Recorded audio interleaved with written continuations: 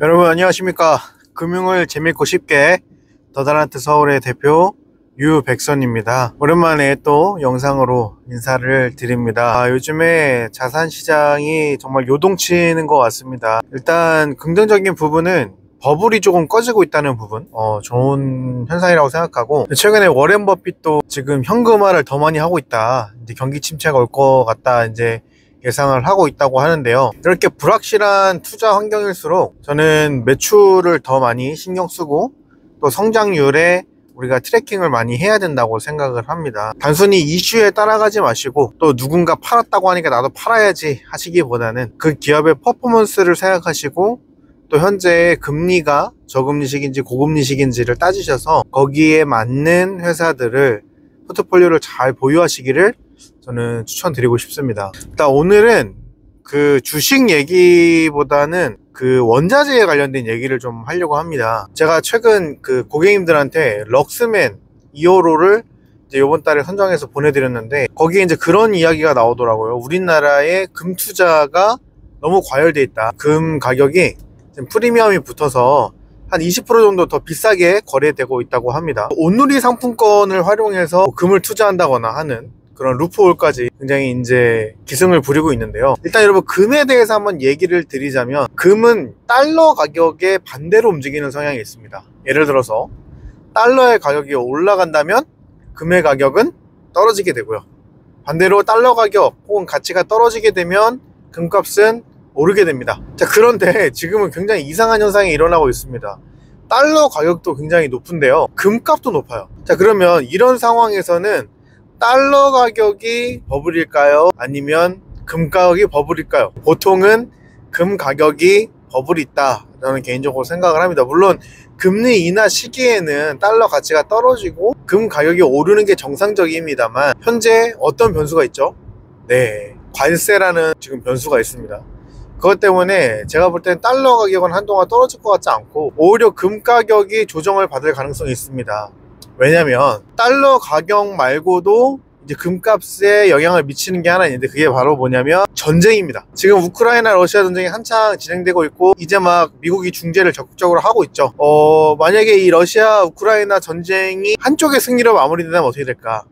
네, 예를 들어서 그냥 예를 드는 겁니다. 러시아가 우크라이나를 먹어버리면 어떻게 될까요? 우크라이나의 화폐 가치는 제로가 되겠죠. 아무런 가치가 없게 됩니다. 우리가 쓰는 여러분 그 돈은요, 신용장이에요. 일종의 어음 같은 거예요. 그래서 이런 전쟁이 일어나는 시기에는 금값이 확 오르는 경향이 있어요. 자, 만약에 전쟁이 마무리되면 어떻게 될까요? 금값은 제자리를 찾아갈 거라고 생각을 합니다. 그래서 한동안 좀 조정이 오지 않을까 개인적으로 생각을 하고요. 그래서 혹시 여러분이 금값 이렇게 막 천정부지로 치솟는데 지금이라도 금을 한번 사볼까 하시는 분들은 적어도 전쟁이 마무리될 때까지는 좀 기다려보셨으면 좋겠다.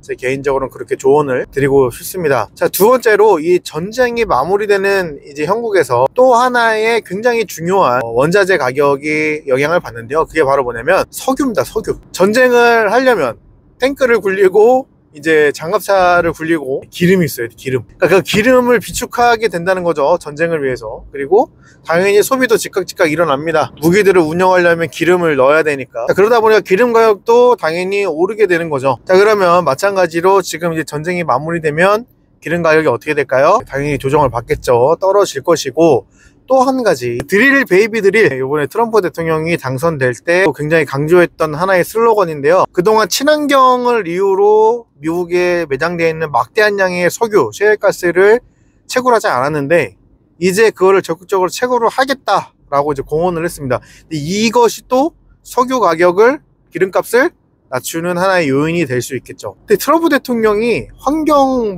파괴나 허구다 이렇게까지 과격하게 말하면서 ESG를 무시하면서까지 왜 석유 채취를 하려고 하는 걸까요? 그 이면에는 사실 경기를 부양하려는 목적이 가장 큽니다.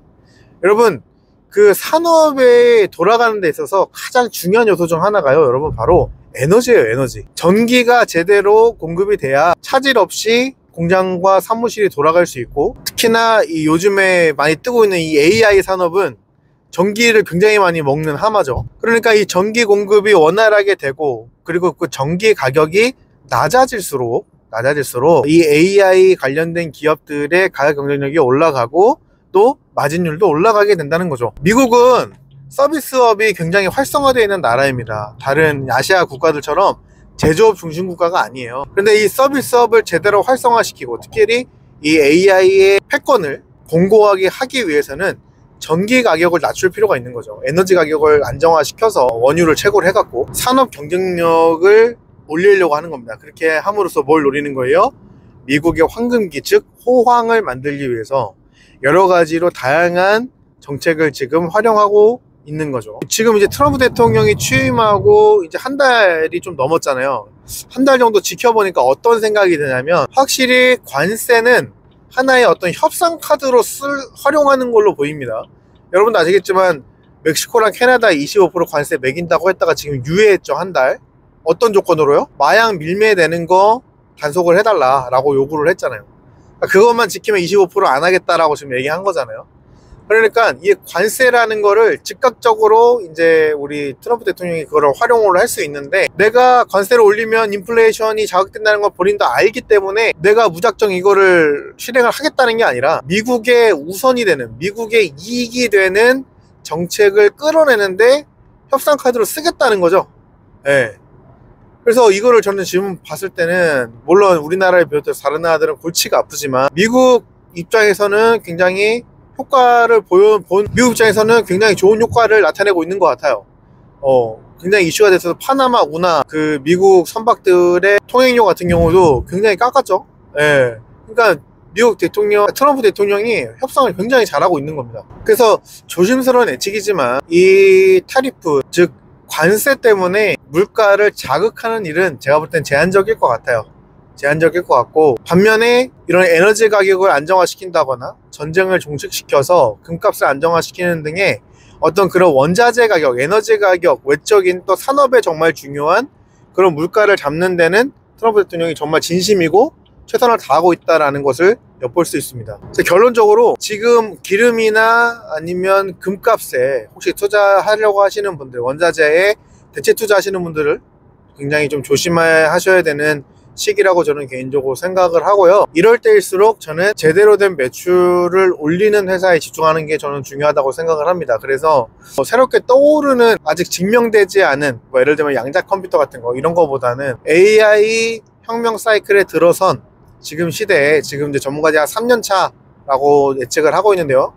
한 10년 사이클 중에 AI 반도체 기업, 즉 매출 파이가 확실하게 보장된 그런 회사들 위주로 포트폴리오를 유지하시는 게 어떨까, 제 개인적으로 생각과 또 조언을 드리고 싶습니다. 오늘도 긴 영상 시청해 주셔서 너무 감사드리고요. 유익하셨다면 좋아요와 구독, 알람 설정까지 부탁드리겠습니다. 감사합니다.